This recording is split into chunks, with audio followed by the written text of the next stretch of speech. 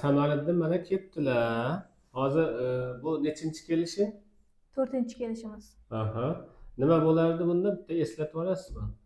Bunda yugursa, ko'p o'ynasa, chopsa, terlab nafas qisib qoladi. Mhm. O'shanga qatnayotgan edik. Hozir ancha yaxshi holatlari. Oyiga necha marta nafas qisardi oldin? Oldin 4-5 marta, bir oyga juda ko'p edi-da. Bir 15 marta, 20 15 martadan bo'lib martagacha qolar bo'lardi edi. lecheniya boshlashdan oldin. Boshlashdan oldin. Hozir necha martaga tushdi? Hozir mana shu oy 2 marta, 3 marta bo'lib qoldi. Ancha kamaydi oldingidan. Bu Oldingidan ancha kamaydi. muolajadan keyin ancha yaxshi. Ishtahalari qanaqa? Ishtahalari yaxshi oldingi nisbatan ancha. Hozir yugurib o'ynab yuribdimi? Yugurib o'ynab yuribdi. Maktabga borib kelyapti. Yo'lovga chiqqan.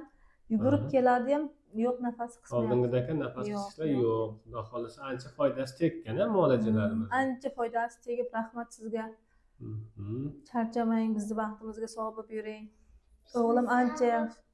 Bizni baxtimizga sog' bo'lib yuring.